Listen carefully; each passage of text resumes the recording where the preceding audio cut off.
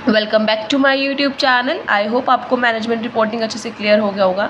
तो ये चैप्टर 11 का दूसरा ही पार्ट है, मैनेजमेंट इंफॉर्मेशन सिस्टम, जो कि 3 चीज़ों से मिलके बना है, management plus information plus system.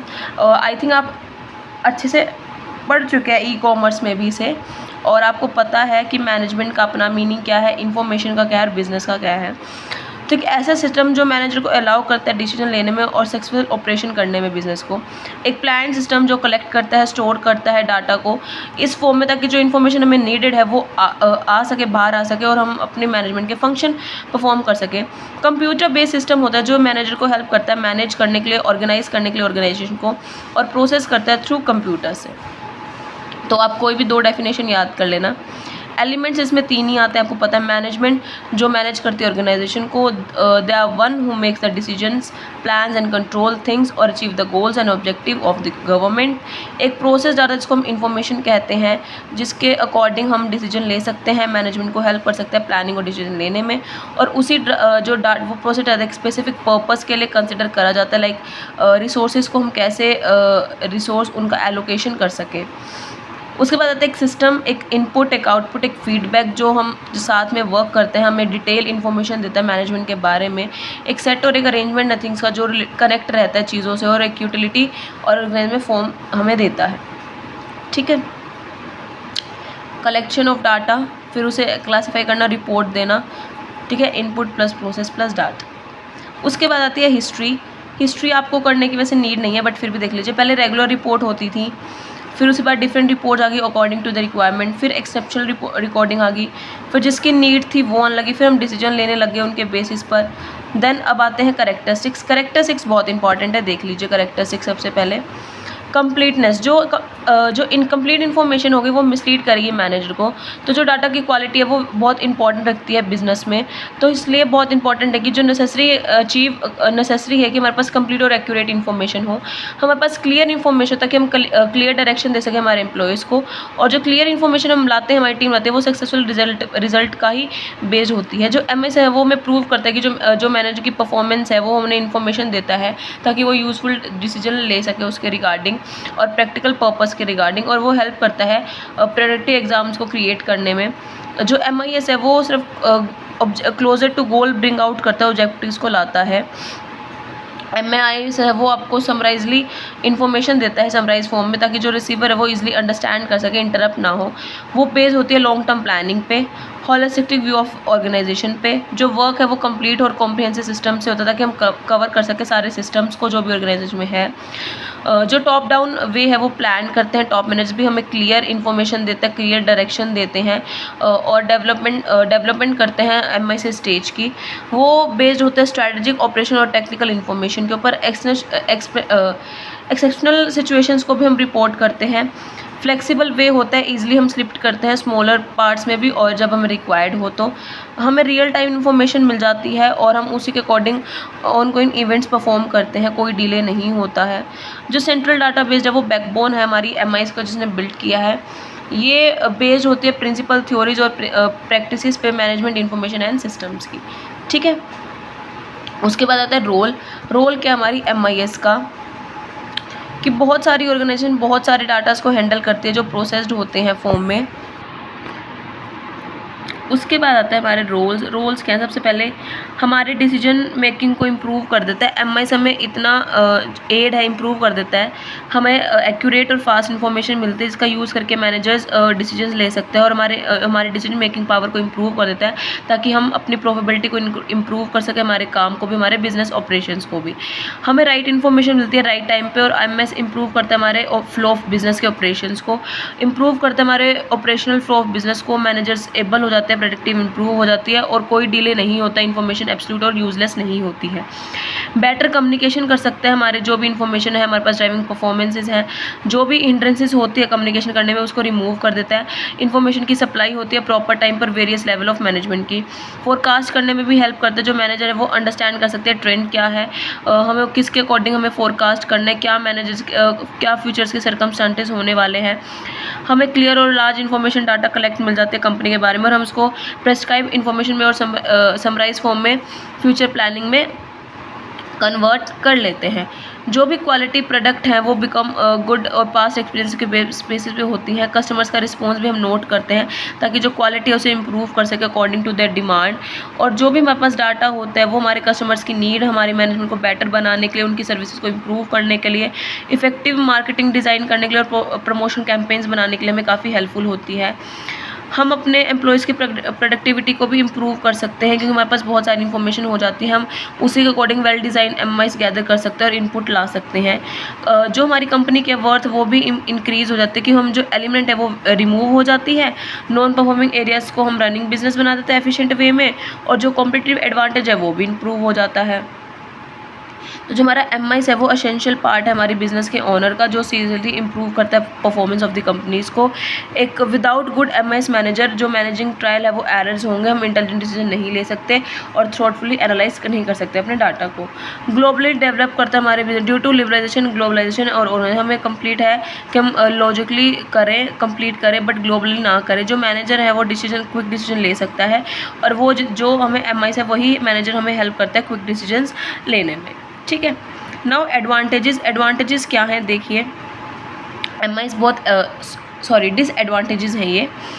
MIS थोड़ा एक्सपेंसिव है क्योंकि मेंटेन करने में काफ़ी टाइम लगता है।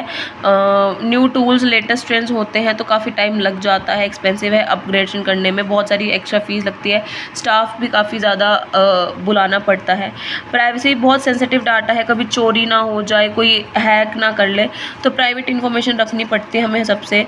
सिर्फ स्किल्ड पर्सन ही एमआईएस का यूज़ कर सकते हैं, जो पढ़े लिखे हैं। जो नॉन स्किल्ड हैं वो यूज़ नहीं कर सकते, उन्हें प्रॉपर ट्रेनिंग देनी पड़ेगी, फुल पोटेंशियल उनमें नहीं होगा यूटिलाइज करने का। ओनली क्वालिटेटिव डाटा ही हम यूज़ कर सकते हैं एमआईएस में, जो भी क्वालिटेटिव डाटा है। क्वालिटेटिव डाटा जो क्वालिटेटिव डाटा है उसे नहीं यूज़ कर सकते। एमआईएस इग्नोर करता है क्वालिटेटिव एस्पेक्ट्स को, तो ये ड्रॉबैक है। जो कि क्वालिटेटिव डाटा लाइक मोरल क्या है, एटीट्यूड क्या है, उसको इग्नोर करता है। जो इफेक्टिवनेस है उसको डिक्रीज़ कर देता है। हमारे टॉप लेवल चेंज अगर फ्रिक्वेंटली चेंज होते रहेंगे, टाइम कंज्यूमिंग काफ़ी है क्योंकि हमें रीप्रोग्राम करना पड़ता है, करेक्टिव इश्यूज़ को देखना पड़ता है और इंक्रीज़ करना पड़ता है, तो काफ़ी टाइम लग जाता है जब हम डिसीजन लेते हैं। जो बिज़नेस ऑनर है, मैनेजर है, उसे भी काफ़ी ज़्यादा एक्सपेंसिव ट्रेनिंग की ज़रूरत पड़ती है क्योंकि उसके लिए भी न्यू सिस्टम होता है। Installation management of information system, पहले हमें जानना पड़ता है कि क्या रिगार्ड्स है हमारे बिज़नेस के, ठीक है। फिर हमें उन्हें एक्सप्लेन करना पड़ता है, फिर डाटा माइन करना पड़ता है क्या सोर्सेज है हमारी इन्फॉर्मेशन के, फिर उसी के अकॉर्डिंग हमें उसी मेथड को कलेक्ट करना पड़ता है, क्लासीफाई करना पड़ता है, फिर इन्फॉर्मेशन देनी पड़ता है, फिर एवल्यूट करना पड़ता है।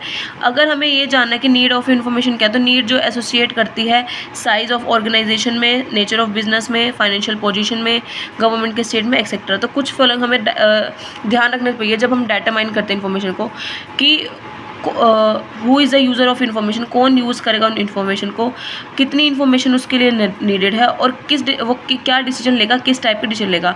तो ये जजमेंट होनी चाहिए जब हम इन्फॉर्मेशन प्रोवाइड कर रहे हैं उस दूसरे को। हमें एक्सप्लेन करना पड़ेगा कि क्या ऑब्जेक्टिव है एमआईएस का। तो हमें रिक्वायर्ड है प्रॉपर स्टडी कि हमारे ऑब्जेक्टिव्स क्या हैं, प्लान्स क्या है, पॉलिसीज़ क्या है। ऑब्जेक्टिव क्लियर होना चाहिए हमारी टर्म्स में ताकि हम उसी के अकॉर्डिंग इन्फॉर्मेशन रिसीव कर सकें उस पर्सन से और डिसाइड कर सकें कि व्हाट टाइप ऑफ हमें डाटा रिक्वायर्ड है। तो जो साइज़ और ऑब्जेक्टिव है वो प्लानिंग और कॉन्टीन्यूस फ्लो ऑफ इन्फॉर्मेशन होना चाहिए। सोर्स इंटरनल भी हो सकता है, एक्सटर्नल भी हो सकता है, वो डिपेंड करता है कि आपको किस टाइप का सोर्स चाहिए। क्लासीफाई करना है इन्फॉर्मेशन को, स्ट्रैटेजिक इन्फॉर्मेशन लगानी पड़ेगी, लॉन्ग टर्म पॉलिसीज डिसीजन ले, न्यू प्लांट एक्वायर करना है, न्यू प्रोडक्ट चाहिए, डाइवर्सिफिकेशन क्या होगा बिजनेस का, टेक्निकल इन्फॉर्मेशन लाइक कंट्रोल किसका होगा, लाइक बजटिंग पर, इन्वेंट्री लेवल पर या फिर productive level. Operational information like daily scheduling कौन करेगा, something like that. Planning information like time standard कितना होगा, डिज़ाइन स्टैंडर्ड्स कितना होगा। डाटा इन्फॉर्मेशन लाइक वेरीफाई कौन होगा, इन्फॉर्मेशन करंट और टाइमली भी होनी चाहिए, रेलिवेंट इन्फॉर्मेशन होनी चाहिए और फ्री ऑफ एरर और मिस्टेक्स हो, क्लियर टर्म्स में एक्सप्रेस्ड करी गई हो, इन्फॉर्मेशन फ्री फ्रॉम बिजनेस हो, कोई भी फर्दर एक्सप्लेनेशन की हमें कोई नीड ना पड़े। अब बारी आती है इन्फॉर्मेशन देने की कि आपने क्या बोला, कैसे बोला, रिव्यू देना, ओपिनियंस देना कि जो आपको इन्फॉर्मेशन डिलीवर्ड हुई है। तो जो भी डिसीजन होगा, इन्फॉर्मेशन जो आपने रिसीव करी है, मैनेज कॉपी हैं, जो भी आपने कम्युनिकेट करी है रिपोर्ट्स में और जो भी सिस्टम इंक्लूड है, इम्प्लीमेंटेशन इवोल्यूशन है, वो आपको सारे एस्टिमेशन देने पड़ेंगे, एवल्यूट करना पड़ेगा। अब मेन ऑब्जेक्टिव है उस सिस्टम का कि उसको अपग्रेड करना, इम्प्रूवमेंट देना क्वालिटी को, जो भी प्रॉब्लम और डिफ़िकल्टी है सिस्टम को पॉइंट आउट करना, डिटरमाइन करना कि कहाँ पे हमारी इन्फॉर्मेशन को इन्फॉर्मेशन हमारे पास रिलेवेंट और क्रिटिकल है क्या नहीं है, रिपोर्टिंग जस्टिफाइड है या नहीं है। तो हम सारी चीज़ों को ध्यान रखना ताकि हम इफेक्टिवली और यूज़फुल कर सके उस इन्फॉर्मेशन का। नाउ टाइप ऑफ IMS, सबसे पहले है प्रोसेस कंट्रोल। प्रोसेस कंट्रोल एक ऐसा सिस्टम है जो डाटा को कॉन्टीन्यूसली गैदर करता है, प्रिपेयर करता है रेगुलर रिपोर्ट को। एक ऐसा टाइप इंफॉर्मेशन सिस्टम जो इवैल्यूएट करता है एफिशिएंटली सिस्टम को और चेक करता है सेफ्टी पॉइंट्स क्या है वर्कर के लिए। Electronic sensor, computer continuously, chemical process, सारी एडजस्टमेंट देखता है कि कितना कंट्रोल है। सीनियर मॉनिटर करता है, फिजिकल प्रोसेस करता है कि ऑटोमोबाइल्स कैसे हैं कैसे नहीं है। इन्वेंट्री कंट्रोल, इसमें क्या था, जो लाइफ ब्लड ऑफ प्रोडक्शन कैसी है, प्रॉपर कंट्रोल है नहीं, स्मूथ एफिशिएंट रनिंग हो रही है बिजनेस की नहीं हो रही। शेड्यूलिंग ऑफ आइटम्स क्या है, पर्टिकुलर टाइम पर हो रहा है नहीं। कंट्रोल सिस्टम करना, स्पॉइल, सेल्स, इन्वेंट्री ट्रैक करना कि मूवमेंट कहाँ पे हो रही है, इन्वेंट्री की वेयर हाउसिंग में हो रही है, वेयर हाउसिंग से सेल्स पर हो रही है, रिटर्न और हो रहा है, और जो भी बिजनेस की इन्वेंट्री लाइक कैश जो भी उन्हें नीडेड है।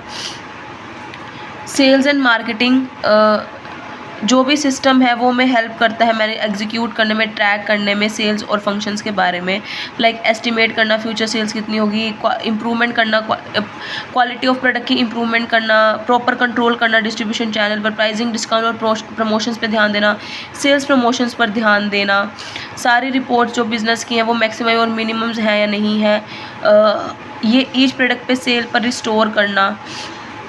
नाउ ह्यूमन रिसोर्स, जो इन्फॉर्मेशन सिस्टम है वो अलाउ करता है मैनेजर को तक कंट्रोल करें कि जो फ्लो ऑफ इन्फॉर्मेशन है वो कहाँ कहाँ जा रहा है। एम्प्लॉयज़ की रियल एसेट्स क्या है, कंपनी की रियल एसेट्स होती हैं कंपनी की। जो इलेक्ट्रॉनिक डिवाइस है वो मैनेजर्स कैसे यूज़ कर रहे हैं, कैसे कम्युनिकेट कर पा रहे हैं अपने एम्प्लॉयज़ के साथ, उन्हें नोटिस, मैंडेटरी ट्रेनिंग इवेंट मिल रही है नहीं मिल रही है। ऑटोमेटिक एम्प्लॉयज़ पर time keeping, work attendance calculate करना, अवेलेबल लीव देना, उनकी बीमारी का ध्यान रखना, मैनेजर को फिजिकल इन्वॉल्वमेंट देना, ये सारी चीज़ों का ध्यान रखना पड़ता है। रिक्रूटिंग में भी हेल्प करता है कि क्या कलेक्शन की नीड है, क्या सिस्टम का इंक्लूड होना चाहिए, like phone, cell phone, internet, intranet, email, video conferencing, किस चीज़ के हमें इंक्लूडेड है उस सिस्टम को स्टार्टअप करने के लिए।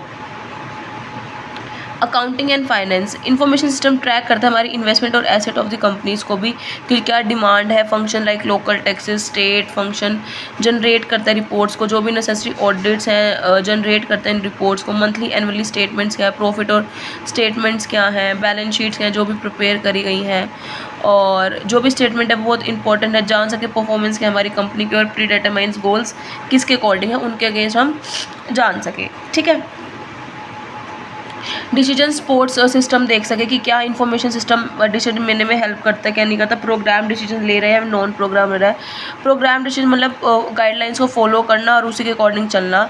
नॉन प्रोग्राम मतलब अनयूजुअल न्यू सिचुएशंस आने पर कोई फॉलो नहीं करना, मतलब अपने इन्वेस्टमेंट हो रही है न्यू टेक्नोलॉजी में, वो नॉन प्रोग्राम आ गया। डिसीजन सपोर्ट सिस्टम मतलब जनरली नॉन प्रोग्राम डिसीजन के लिए कि एक सेमी स्ट्रक्चर्ड और अनस्ट्रक्चर्ड प्रॉब्लम्स को है ताकि इंटरपर्सनल कम्युनिकेशन हो सके और न्यू एविडेंस आ सके अनयूजुअल डिसीजंस के रिगार्डिंग।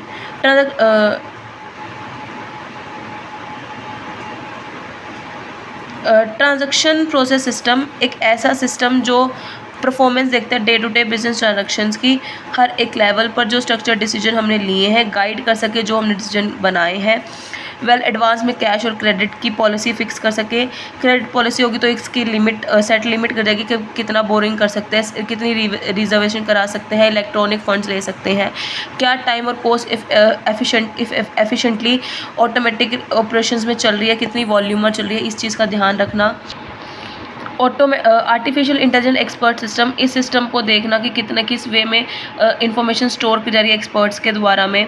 कंप्यूटर के पास कोई कॉमन सेंस है नहीं है, एक आइडिया कंप्यूटर कितना थिंक करते हैं ह्यूमन बीइंग की तरह, एक एम है उस नॉलेज को ऑब्टेन करना कंप्यूटर सिस्टम पे और मैनेजर्स को हेल्प करना ताकि वो बिजनेस के रिगार्डिंग डिसीजंस ले सके। एग्जीक्यूटिव इंफॉर्मेशन सिस्टम एक ऐसा सिस्टम जो सीनियर्स मैनेजर्स यूज़ करते हैं डायरेक्टली ताकि वो सपोर्ट कर सके नॉन प्रोग्राम डिसीजंस को, कंट्रीब्यूट दे सके अपनी मैनेजमेंट में और एनहांस कर सके कॉम्पिटिटिव ऑर्गेनाइजिंग मार्केट में, इंप्रूव कर सके mental model of the business executive को, एग्जैक्ट स्कोप और कंटेक्स्ट होता है उस इन्फॉर्मेशन का जो नॉन ऑफिशियली बोरहेड होता है। फाइनली जो एमआई से वो यूज़ करता है डाटा को शेयर करता है between management and data experts को, हेल्प करता है आपको असर्न करने में, शेयर करने में और एक्यूरेट इन्फॉर्मेशन का यूज़ करने में। ठीक है। तो ये था आपका मैनेजमेंट इन्फॉर्मेशन सिस्टम का चैप्टर। आई होप आपको क्लियर हो गया होगा। कोई डाउट हो ईमेल पे, टेलीग्राम पे, इंस्टाग्राम आईडी पे आप मुझसे पूछ सकते हैं। वीडियो को लाइक शेयर कमेंट कर देना, चैनल को सब्सक्राइब कर देना। कल मिलते हैं न्यू वीडियो के साथ। आई थिंक अब आपका ये सब्जेक्ट खत्म हो गया है, तो न्यू सब्जेक्ट के साथ मिलते हैं आपको कल, ठीक है।